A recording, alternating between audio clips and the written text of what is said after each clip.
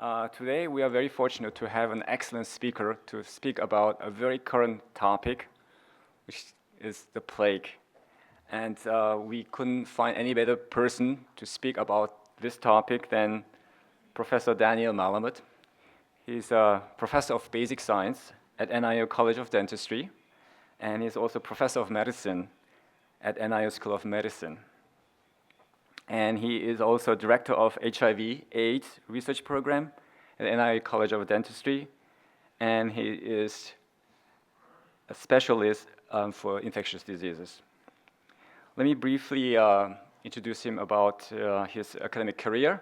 He got his PhD in cell biology at the University of Cincinnati, and after obtaining his PhD degree, he went on to become an assistant professor of pathology at the Harvard Medical School for 8 years.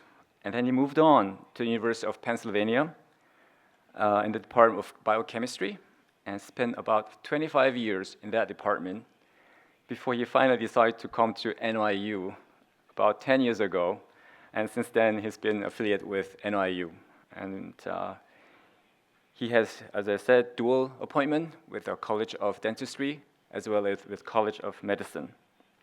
He has numerous honors and credentials, and it will be too long to list all his honors and awards, so we'll just mention one, which is NY Star Distinguished Professor Award from 2005 and 2008. His research is mainly focused on 3 topics, and the first one is development of microfluidic point-of-care diagnostic tests for HIV, TB, and malaria, utilizing blood and saliva samples. And he is also interested in discovering plasma and saliva biomarkers for medical conditions, including HIV, chronic depression, and pain. And beside his academic activities, he's also involved in numerous startup companies and as an entrepreneur, as well as a mentor of startups. So without further ado, let's welcome Professor Dan Malamud to the stage. Pleasure to see you all. So I'll tell you just at the outset, I got interested in the topic of plagues a number of years ago. I occasionally teach a course in literature and medicine, looking at the intersection of these 2 fields. And typically I co-teach that with someone from the English department. And we look at novels like Frankenstein and ask the question, what did Mary Shelley know about electricity at that time? And it's kind of a point-counterpoint. I enjoy it very much. But the one book that I've taught several times is by Albert Camus called The Plague. How many of you have read The Plague? Good percentage. That just made a very large impression on me. And so about 2 years ago, I developed a lecture about the history of plagues. And then for the last 2 months, I devoted myself to learning about Ebola, which I actually knew nothing about. And so I've tailored this because I think so many people are interested in it. And looking at Ebola, not so much as what's happening today, but in the context of plagues past and present. So when I was learning how you teach, I was taught very early that you tell people what you're going to tell them, then you tell them, and at the end you tell them what you told them. So this is the overview, and this is what I'm going to be talking about. And I could have picked, if we had more time, I could have picked many other plagues, but I selected these because I think they are highly significant, and I think we can learn a great deal from them. So I should also mention that the term goes back to biblical times, and in the Egyptians, the 10 plagues. I can never remember all of them, but the frogs, lice, killing of the livestock, and the last one is slaying of the firstborn. And I was just reading recently that similar plagues are actually present in the Quran. And so society must have recognized that there were bad things that could happen. And so I want to start with the bubonic plague. So the original one that we know about was in the 14th century, and 100 million deaths. And I don't have the figures for what the population of the planet was there, but this is a large percentage of the population that died from the bubonic plague in the 14th century. And then in the intervening years, there were several other less severe, because medicine learned a few things along the way. So the plague is actually caused by a bacterium known as Yersinia pestis. And nowadays, because we have antibiotics, it still occurs. I'll show a map later. But if someone were to get bubonic plague now and was in a place where there was a modern hospital, it would be no problem because it responds to most of the common antibiotics. And there were, between 1900 and 2012, approximately 1,000 cases in the U.S. The plague has two types of cycles, and one is referred to as the sylvatic cycle, and those are animals in the wild. And the other is a urban cycle, which is what happened in Camus, the plague. And it's a cycle, so you need to have all of the right things together. So a person or a rodent gets infected by a flea, and that flea then can, or other fleas, can pass it. And then if a human gets bitten by a rat, is exposed to rat feces, is exposed to a flea, then it goes into an individual, and depending on sanitation, that individual can actually pass it this way. And particularly when the plague, the Yersinia can go various places in the body, but sometimes it goes to the lungs. Goes to the lungs, then when you cough, you could actually spread it without the flea. So this is the usual pathway. And then the other one is occasional, and this is theoretical, this way. These are some pictures. This is from the 1914 epidemic, and these are dead rats that are being sacrificed and studied. This is an interesting picture because one approach is just to destroy wherever the disease is. So if somebody in a house was infected, the townspeople would come and burn down the house. Not a nice thing to do. This I found as fascinating. This is a painting by Pieter Bruegel showing the kind of devastation that was seen, bodies piled up, and people, a lot of fear of the people and of getting it to the point of almost hysteria. This is another engraving showing people dying of the plague. So the symptoms are common to many bacterial infections. There's a fever, there's a headache, person doesn't feel well, and then very often you start seeing bulbos. That's how the name came, bubonic. So they get these swellings all over their body. This is a map of the plague that was passed by ferrets and rats in the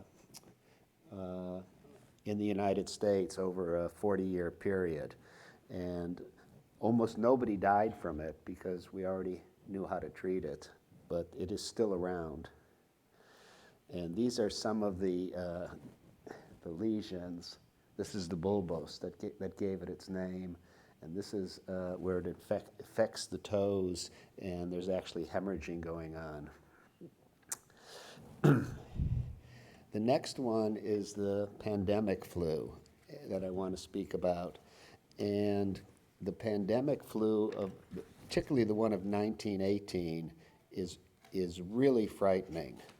And the numbers, so it's caused by a virus. You're all familiar with RNA and DNA. Viruses come in two general flavors. Some are RNA and some are DNA. And it often jumps from animals to people. The virus, I'm going to show a picture of it, has a lipid membrane around it, and in there are two proteins, hemagglutinin and neuraminidase. And that's the H and N that you hear about. So you hear about H1N1, H3N5.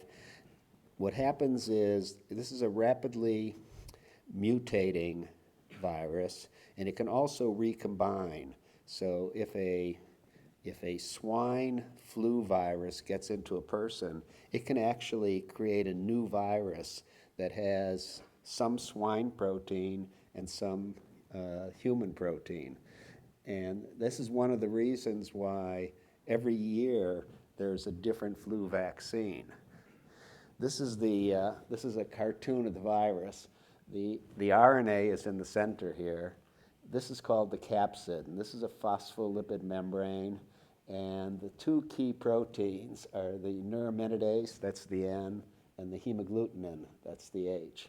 And these are the ones that are targeted by the vaccine, and these are the ones that change over a variety of H's and N's.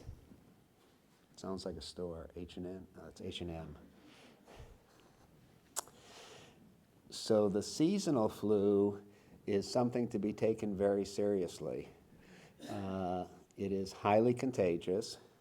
It spreads between individuals. You need to be extremely careful about your hands, your sneezes, your coughs.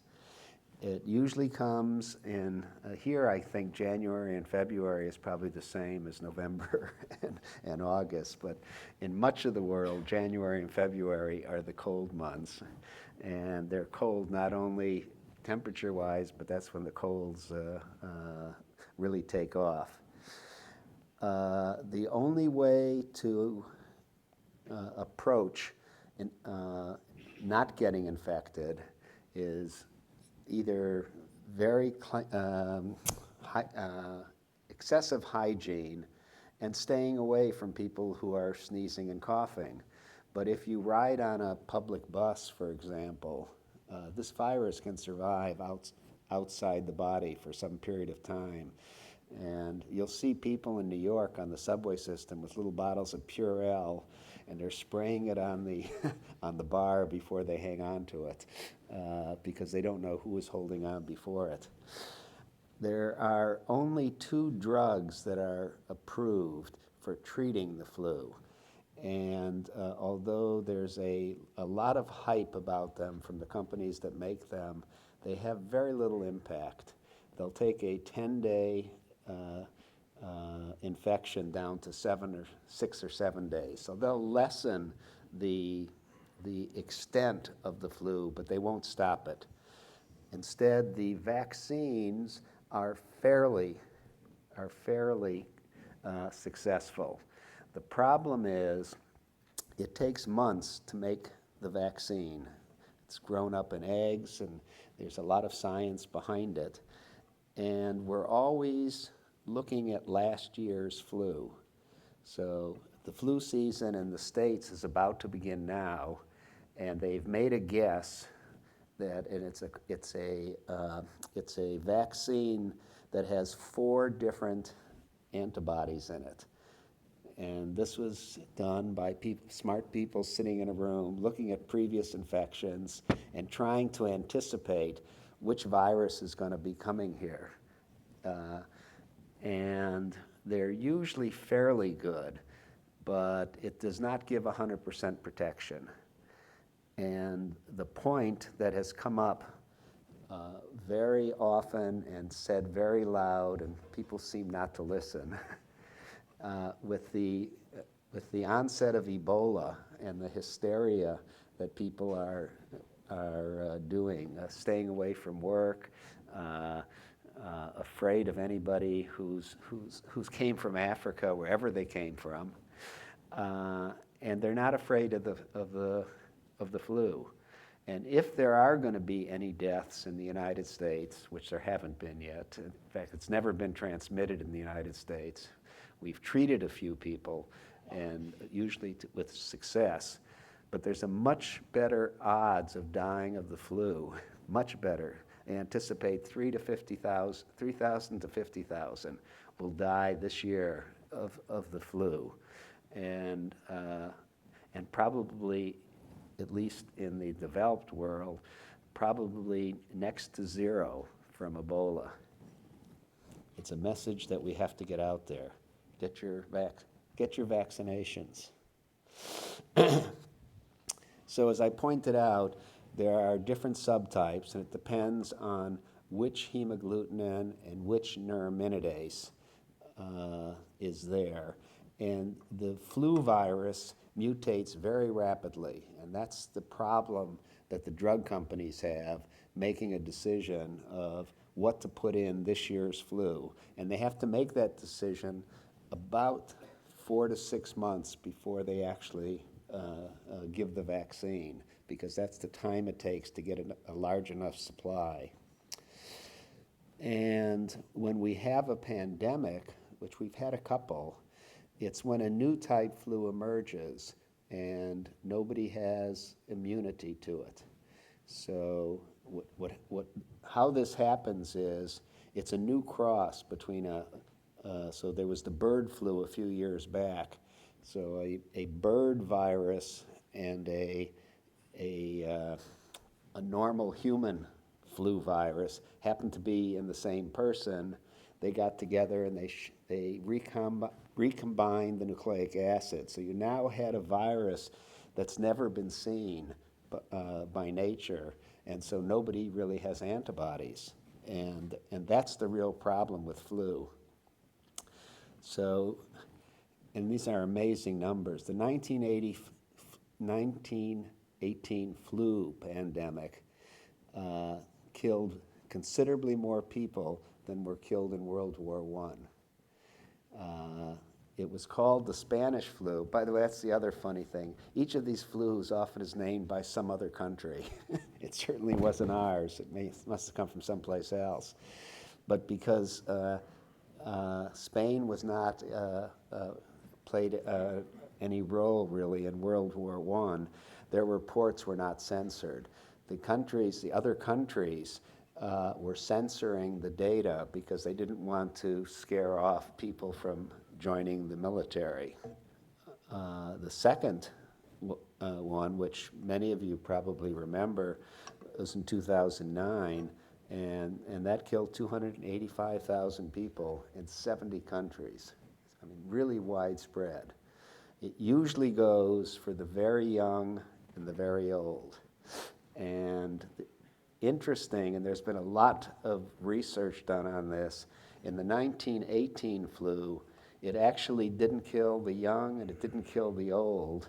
It killed people in the range of about 20 to 35 or 40. And the hypothesis is that the older people, so it was a new virus, but the older people had seen a previous virus that was part of this 1918 virus, so they had some immunity. And the young children had just been exposed to flu of the other one. So there are two coming together. So the old people had some antibodies to one of the H's or N's, and the very young were exposed to the other HN, which was not, neither of which were as aggressive as the new HN. And that population was at 20 to 40. So they were too young to get the one and not old enough to have the second. That's the hypothesis. That's and you may wonder, how do they know all these things? Well, they have samples in many labs. There's the virus is no longer alive. It's died a long time ago, but its nucleic acid is there, so they can they can sequence the 1918 flu. A number of labs have done this. And then when they look at that, and then they look at flu epidemics before it or after it, they can actually deduce now, like a detective, how it came together. It's fascinating work. And in fact, in a lab in New York City, somebody recreated the 1918 virus. There's a lot of flack about this, and there are new rules now about what you can and can't do in the lab. But somebody was actually able to recreate the 1918 flu. In the end, they relented and they killed it all off, but there was an exercise. There was a lot of panic. People were very afraid. There were quarantines. There were people walking around with masks. If it was an audience like this and you coughed, the whole row would disappear, and the guy in front of you too.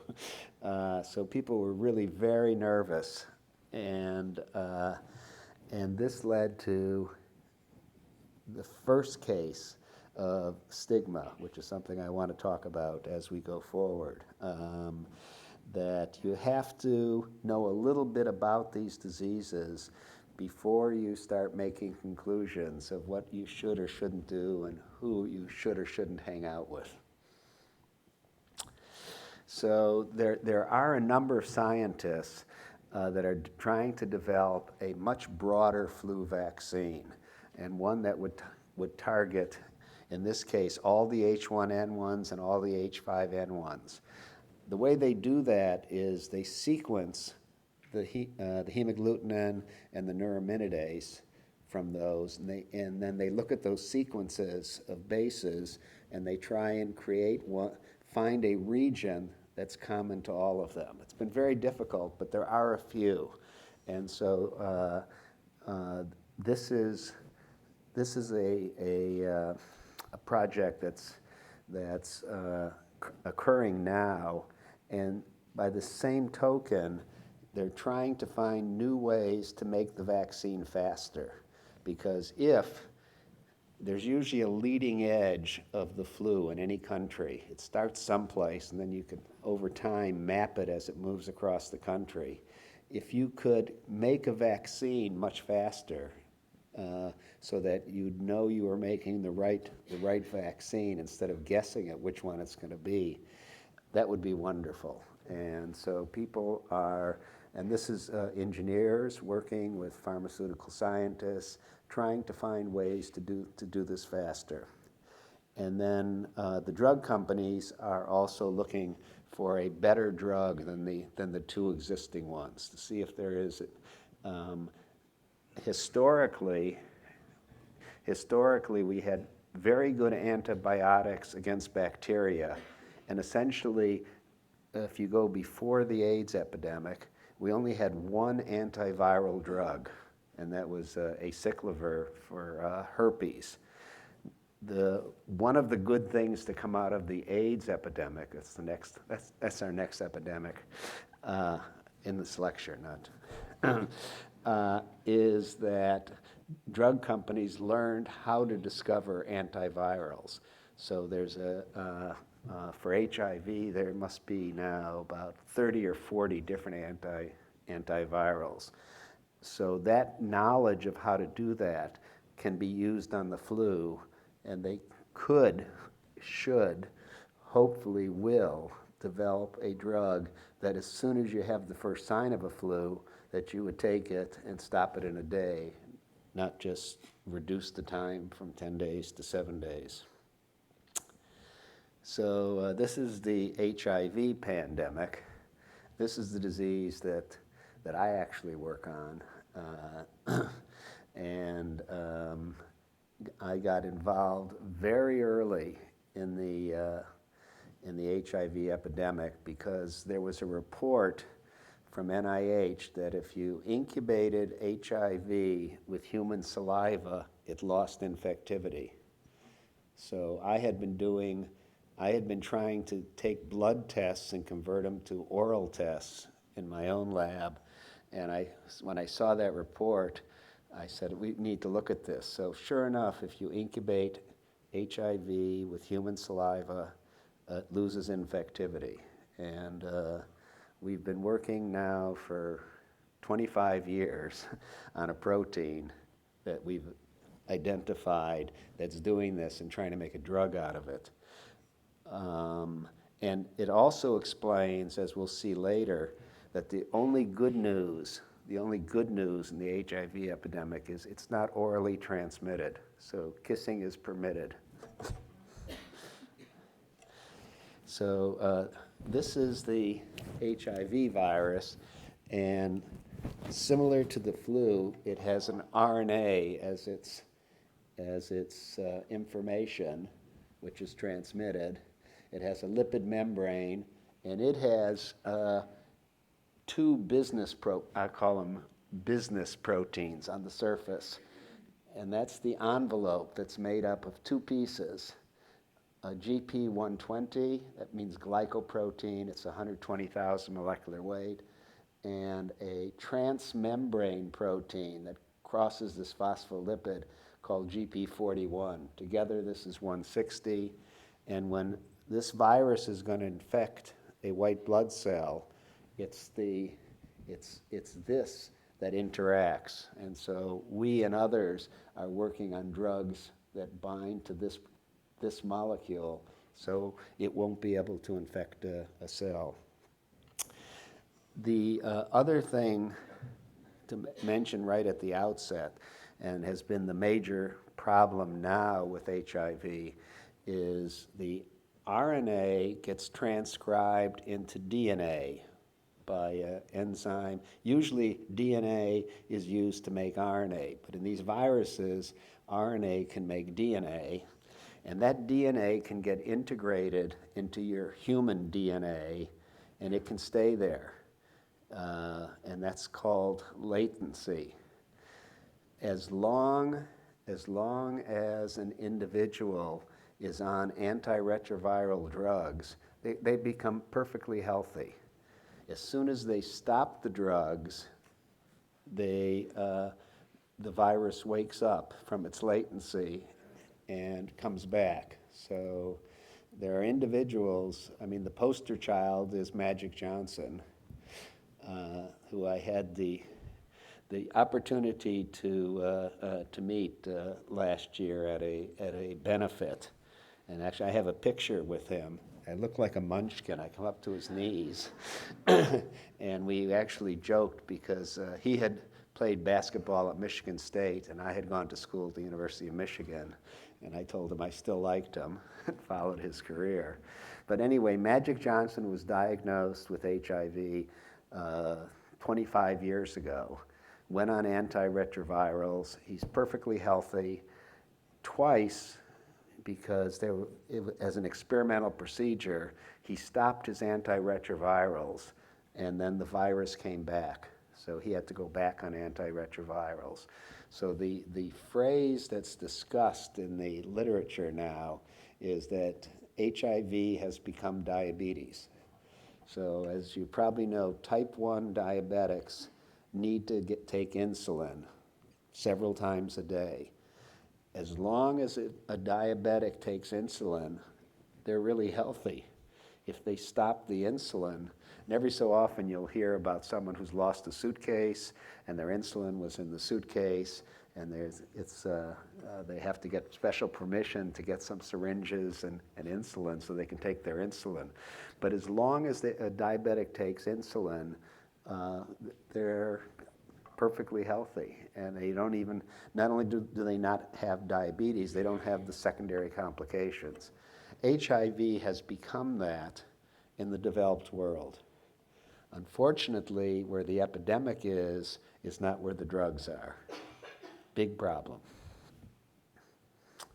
This is an actual electron micrograph of, this is a virus, and it's budding off. It had infected this white blood cell, and this particular photo, this is another viral particle, but you can actually see it buds off, and it takes a piece of the cell membrane with it. And that's been one of the problems in making a vaccine, because if you make a vaccine to this, it'll actually interact with the white blood cell, because that phospholipid membrane has human proteins in it. So one of the problems in making a vaccine for HIV is that it has human proteins on its surface. And the second problem is that we thought flu mutated rapidly. HIV mutates 1,000 times more or faster than flu. So you can make a vaccine that's tested in an animal, and if you inject the animal with a particular strain of virus and you make a vaccine to that virus, that cures that monkey. However, what happens in the body is that the virus that you infect mutates and it's something else. And so it's extremely difficult. We've spent hundreds of millions of dollars. There have been multiple vaccine trials, and the best we have is the latest one where it gave 30% protection, which is not very good. Big problem.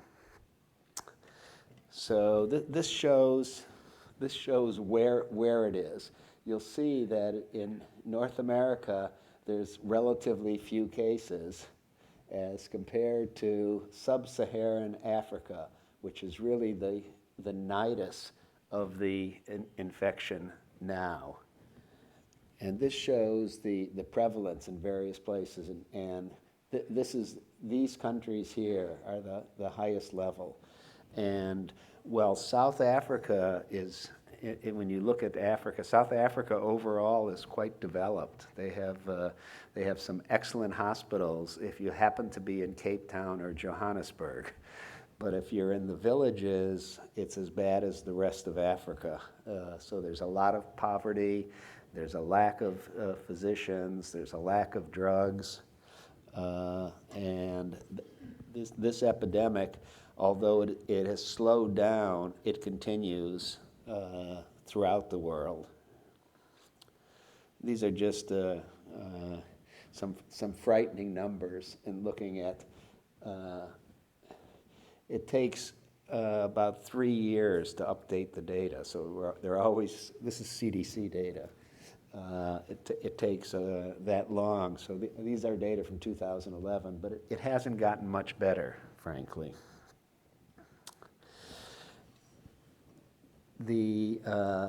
One of the take-home messages is nobody actually dies from HIV.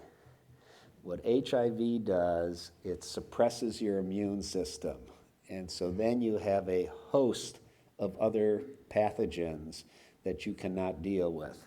And this is a partial list. There are many, many more, but the two major ones in bold are TB and malaria, because if you do a global map, and I have never created this, but it's something I have to do when I get home.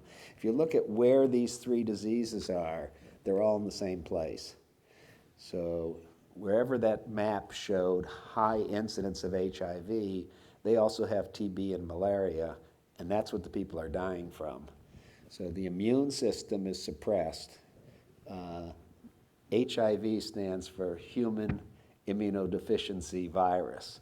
So it knocks out your immune system and makes you susceptible to a whole variety of bacterial and viral infections. And once again, in this country, we have drugs for almost all of these. But in the countries where HIV is prevalent, there's a shortage of drugs. Several of the drug companies and several of the countries have donated large amounts of money. There is an increase in the availability of drugs, but it's still nowhere near what it needs to be to wipe this out. The thing that upsets me the most is, in the history of medicine, never has a disease been understood as quickly as this one. I mean, this started essentially in 1980. And we know the virus that causes it, we know the sequence of the virus, we know exactly how it spreads from person to person. These are the four ways that if we were able to change behavior, the disease would disappear. But it seems that it's much easier to do molecular biology and pharmacology and create drugs than to change someone's behavior. And one of the things that always strikes me, if you make a list of the ills that we see around us, so smoking, drinking, obesity, sexually transmitted diseases, recreational drugs, they all have something in common, and that is that they're pleasurable immediately. And we've had a tremendous problem getting people to stop smoking, for example. We show pictures of lungs, what it looks like. We have programs to train you how to stop smoking. And I was going to ask for a show of hands, but I don't want to embarrass anybody. But I'm particularly, I get very concerned when I see young people standing around smoking. And I'm going to get in trouble once, but I sometimes want to go up and say, would you please stop that? That's not good for you. I haven't done that. So we have the power, though, to get rid of this by just teaching people. Needle sharing is bad. If you want to inject drugs, you can get free needles and free syringes in most cities. People don't do that. Sexual contact, if you use a barrier like there's a male or a female condom, that stops the transmission. Blood transfusions, most of the world is doing good on this. They've managed, but there's still areas where there are people who sell blood. In some of the remote areas of China, there are doctors who come and will do blood transfusions, and they're not testing the blood to see what's in it. Most of that has been corrected, but I understand it still goes on. And mother-to-child transmission, we can actually correct in two ways. One is if you test the mother before she delivers the baby and gives her antiretroviral drugs, the baby generally will come out clear. And if the mother is infected, she has to not breastfeed. She has to use formula. Again, it's very difficult in the developing world to get mothers not to breastfeed their child, even if they have the virus. Little or no transmission. As I said, the good news is kissing is okay. Believe it or not, people have done tests of all this because early on in the epidemic, there was a great deal of stigma about HIV. There were the 4 H's. I have to think. Homosexual.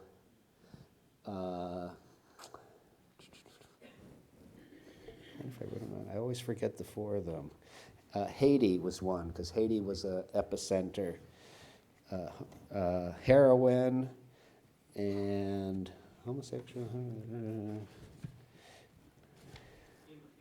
Hemophilia, thank you. And one of the comedians said, the hardest part for me was to explain to my mother that I'm Haitian.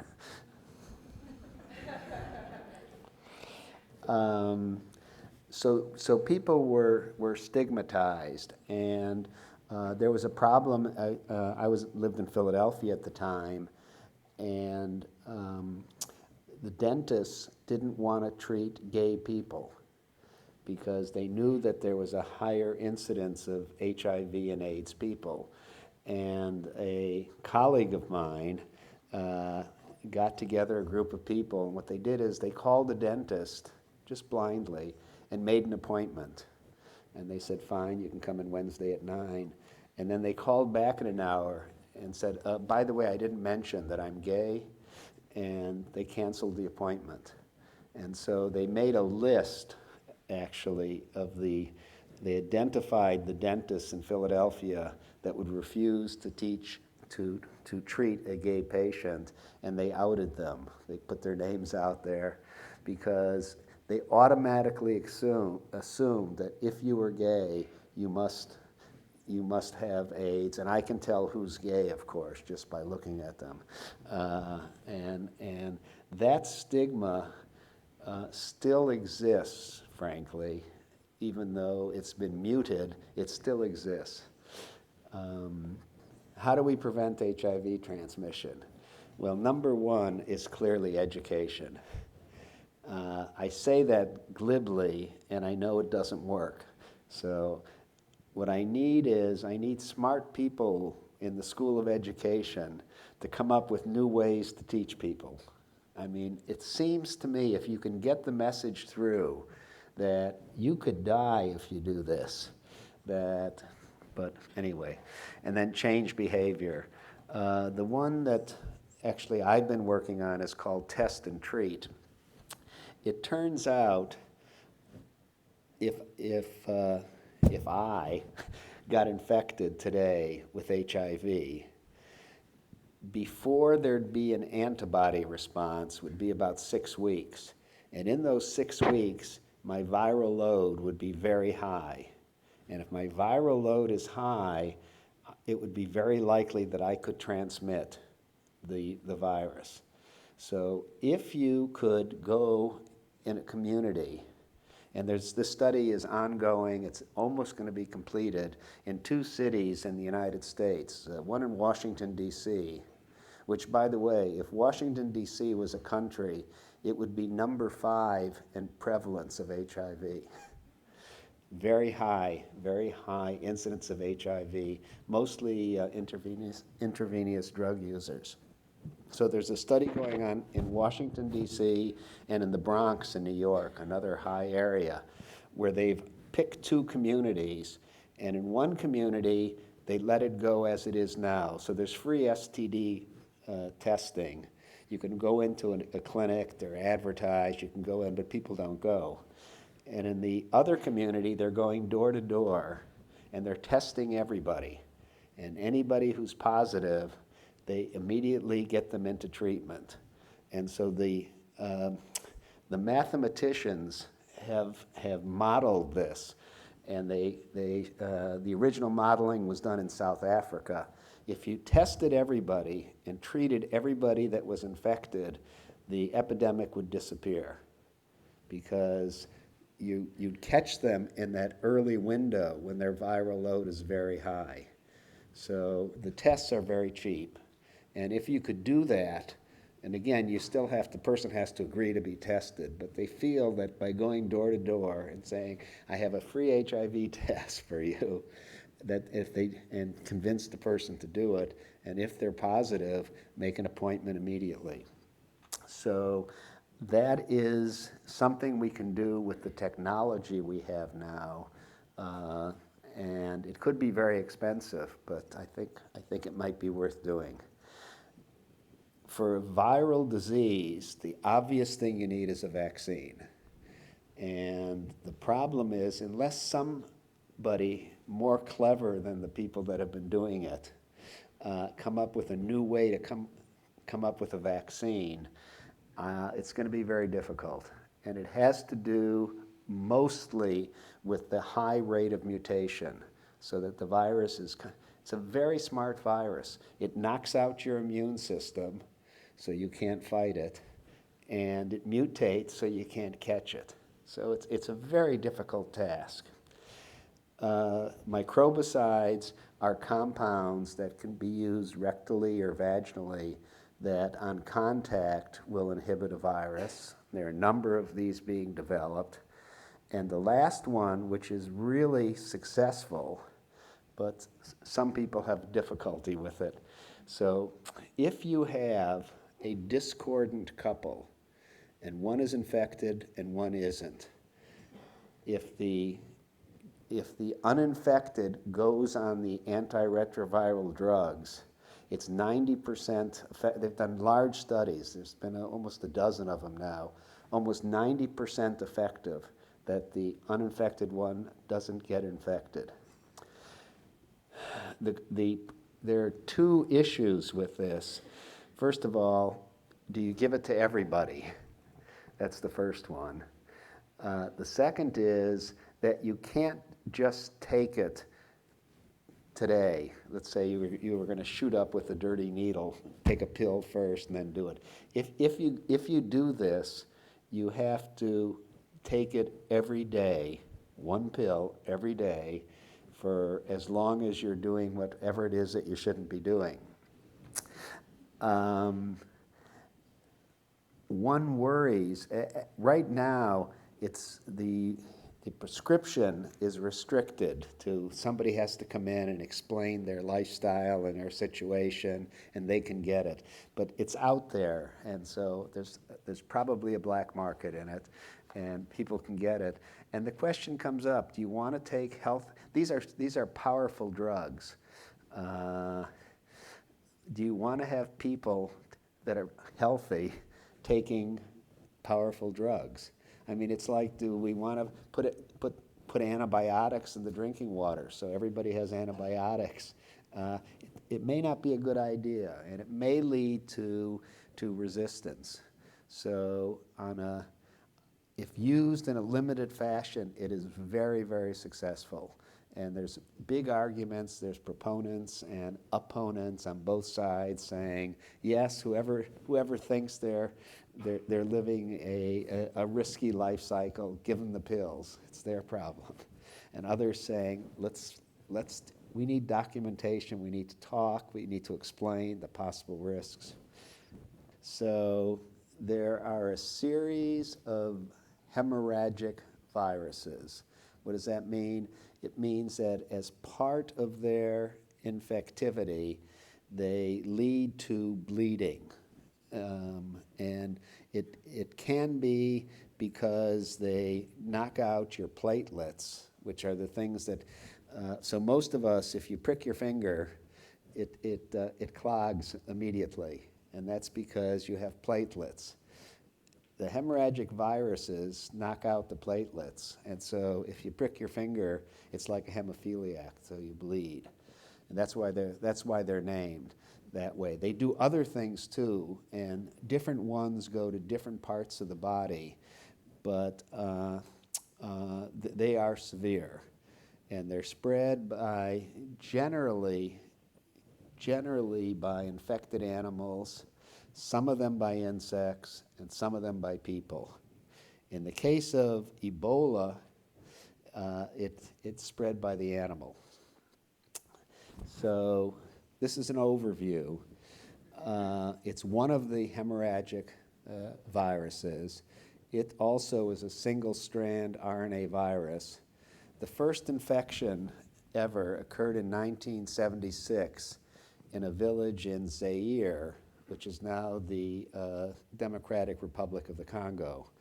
But so the strain is called Zaire strain, and the village where it occurred was near the Ebola River, so that's how it got its name.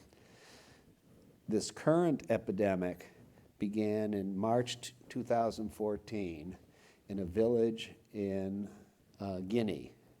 So and they've actually identified patient one. It was a 2-year-old child who died and infected her 2 sisters and her grandmother, and there were 4. And then within a short time, there were 10, and then it just started to go. So they actually have identified patient 1.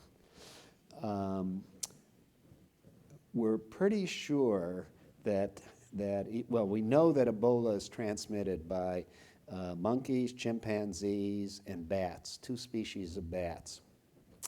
The original infection in '76 probably came from eating a uncooked monkey.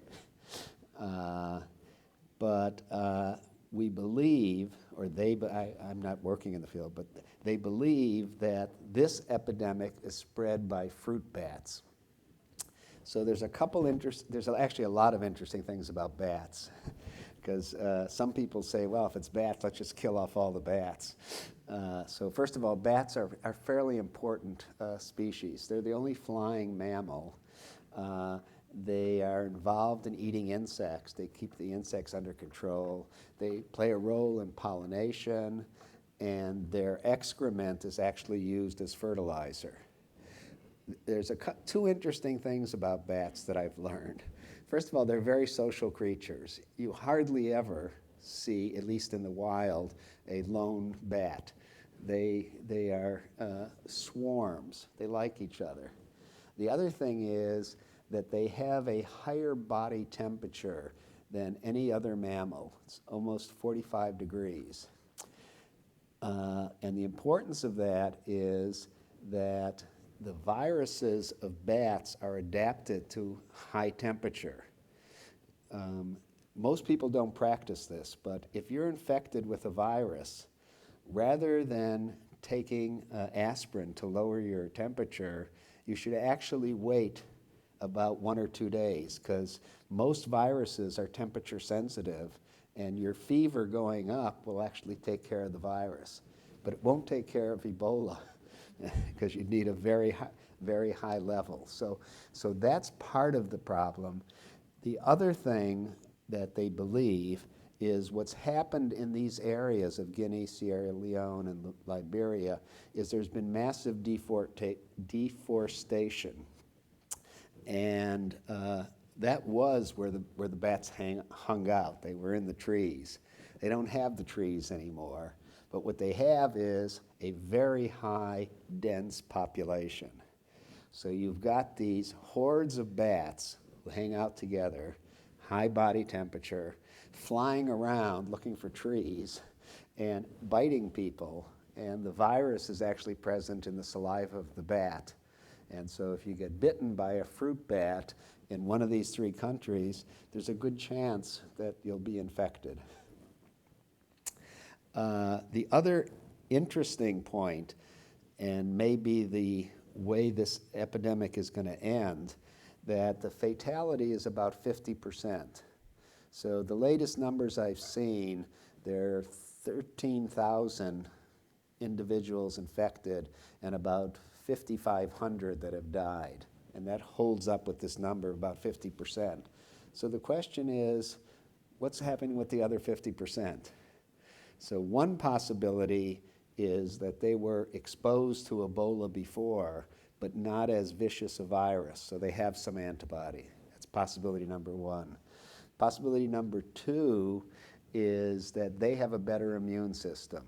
So we do know that in this audience, there are a group of people who probably get sick every year with the flu or a common cold or whatever. And there are other people here that probably haven't been sick for 15 years. Show of hands, who hasn't had a cold or flu? Well, it's less than 50%.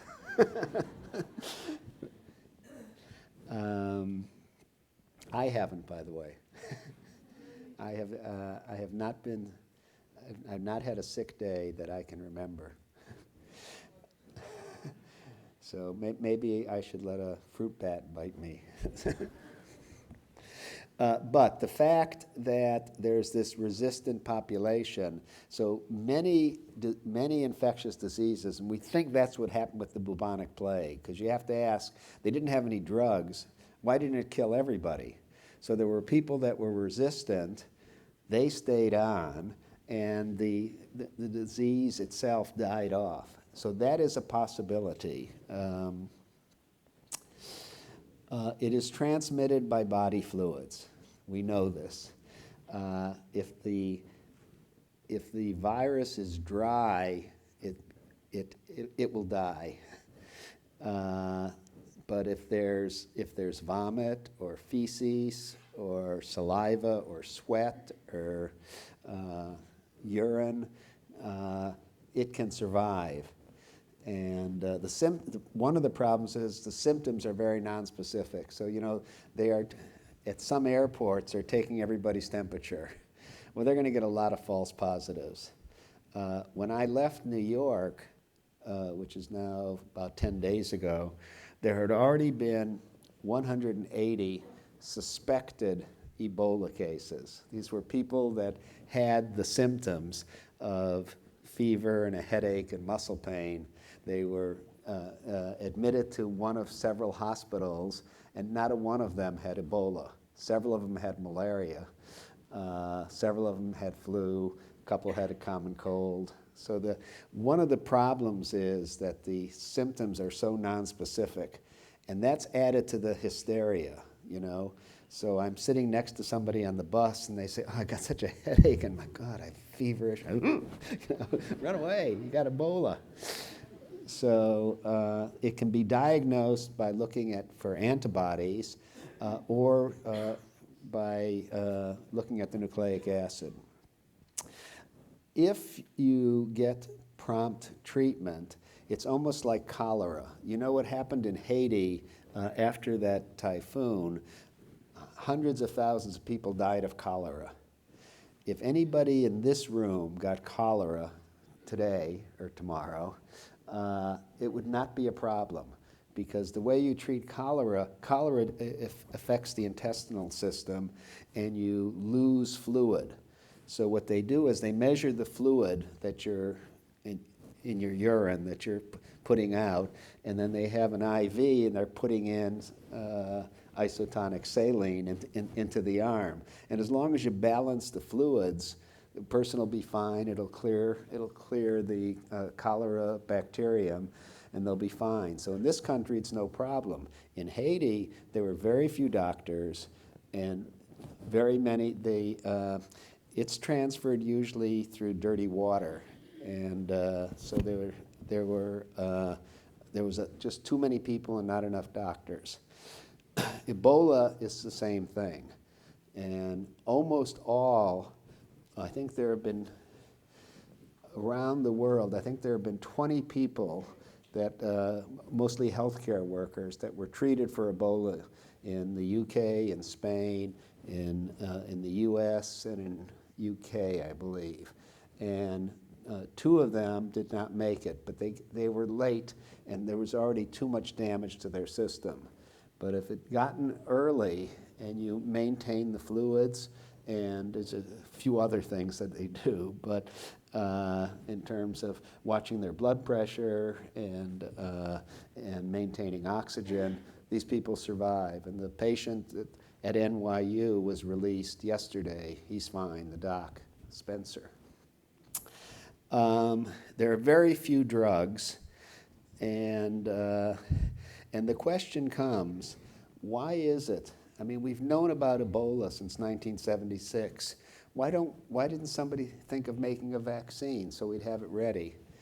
And the answer, is there anybody from the pharmaceutical industry here? The answer is that in a business model, vaccines are not a good way to invest your money, because if you make a good vaccine, they only need one injection. A drug that you need to keep taking, you make a lot of money. So there are 40 different kinds of insulin on the market because that is such a great money maker. A vaccine is a money loser. And so although I'm critical of the pharmaceutical companies, I understand that it's a business. I think that the governments have to step in and pick up the expenses, because we cannot refuse to make vaccines because it's not a good business investment. That's immoral as far as I'm concerned. So I think that we need to be ahead of the game. This is the virus, by the way, which is most of the hemorrhagic viruses actually look like a strain of bacteria. They don't look like viruses. I don't know if that's probably got something to do with their pathogenesis.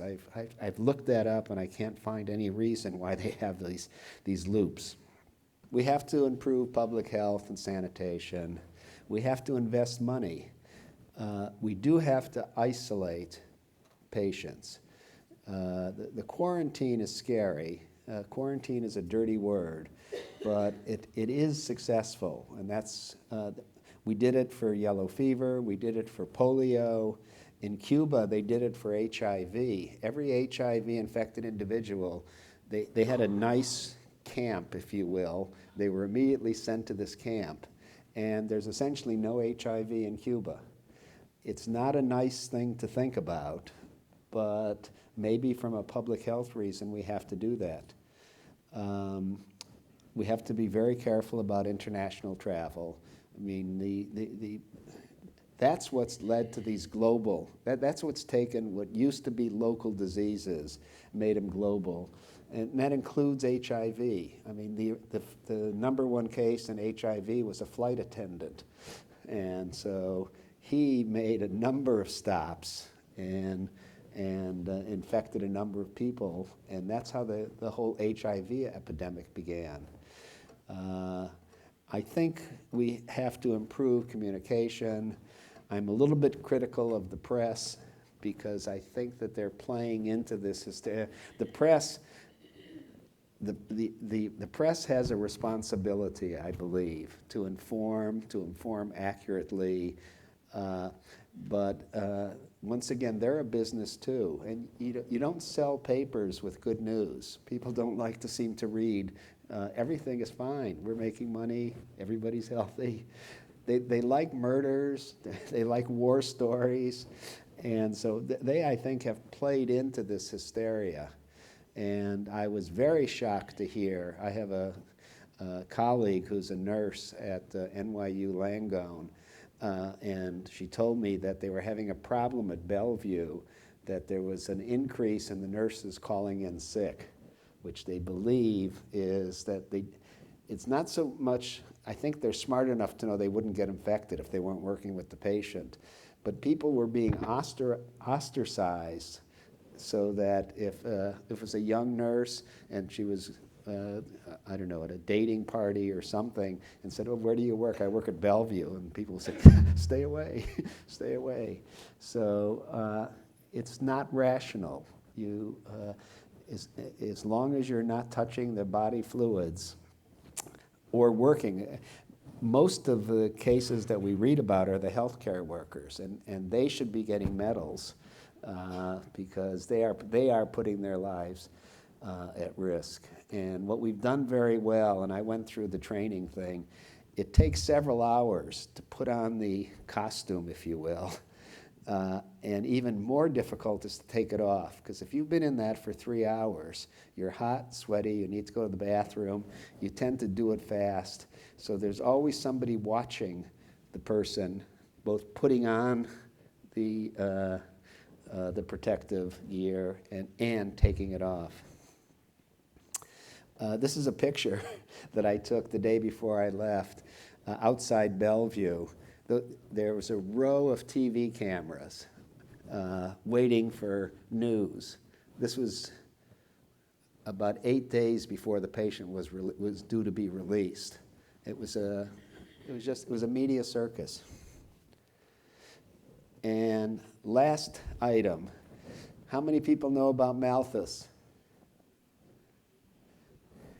Very smart man. So I'm not going to read this, you can read it. But what he pointed out is, and this was in the 1700s, that as the population increases, it's going to be controlled by a variety of factors.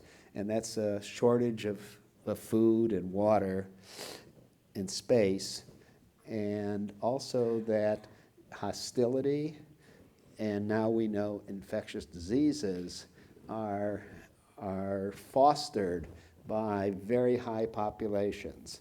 And a cynic can say, we need epidemics like this because the planet cannot continue to grow the way it is growing in terms of population. We're going to run out of water. Not in our lifetime, but in your children or grandchildren's lifetime. And we can only sustain so many people on this planet. There isn't enough room, there aren't enough resources, and Malthus recognized this, and I think he was very clever. So this is the take-home messages. They've been with us since biblical times. We have to work as a planet. We can't work as individual countries. I know this is impossible, but I still say it. Because what's happening in those 3 countries in Western Africa that most people never heard of, most people have never been there, they are impacting our lives economically, psychologically. We are one planet, and I think that we just have to pay more attention, try and be more humane, and support these people, particularly the docs that are going there. And I think that's it. I'm willing to take questions.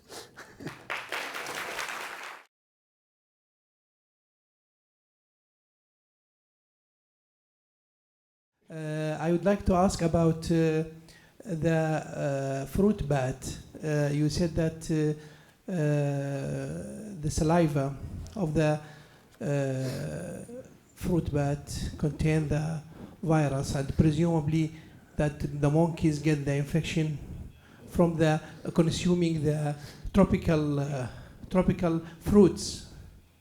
Is there, if we make a risk assessment about importing tropical fruits, what kind there is risk about for a human? I don't think that the virus would survive in a tropical fruit. I don't think so. I think what's happening, the monkeys are being bitten by the bats just like the people are. And the monkeys are a reservoir. But in general, the monkeys are, I don't know how much monkey eating is going on. I mean, I think it's not that great. And I think that bats are much more likely to bite somebody than a monkey. But they are not they are not vampire bats. They are right. Fruit bats. They right. don't attack a human. No, they do, actually. Do they? Yeah, they do. And it's because we've made them.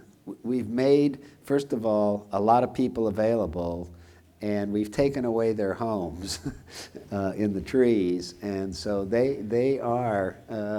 And they're probably biting to protect themselves, I guess. They're probably scared of us. I don't know. I've never talked to a bat. So what do you think is the role of an anthropologist in dealing with the cultural rituals such as burying the dead in infected areas? Yeah, I think that there are a series of things where anthropologists are extremely important in this, in understanding what has been going on and what is not. The other issue is what you do with the bodies, because it is thought that some of the transmission is that the people who are preparing the body for burial, that they may be susceptible if they have a cut, for example, on their finger. That virus, until I don't know how many days, but I mean for at least a day or two, the virus in that dead person is still alive. Once the person dries out, the virus can't live in a dry environment. It has to be wet. So I think that how they handle, because I've seen pictures of them actually not wearing any protective gear and carrying bodies, and that worries me. So I think we have to study their habits, what they eat, and how they bury. I think it's very important.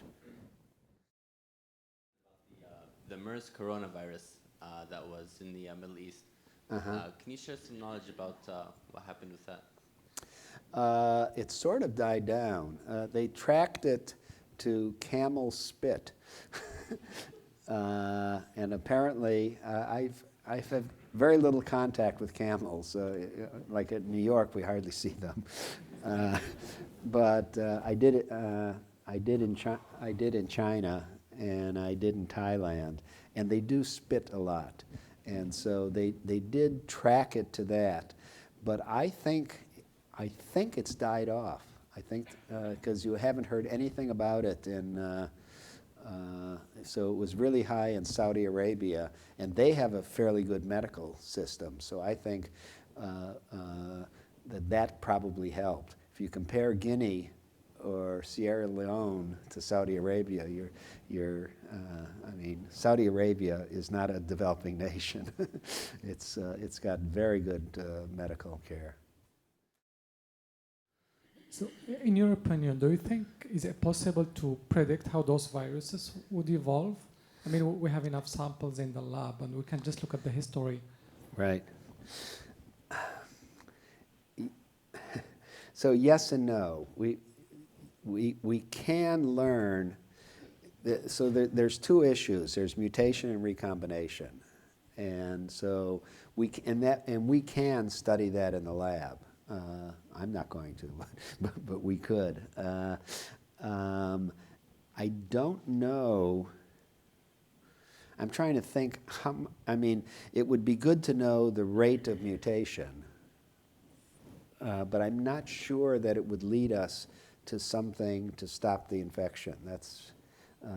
It might help with the identification of targets to use for a drug or a vaccine. I guess it could be that. And I actually don't know anybody that is currently growing live virus.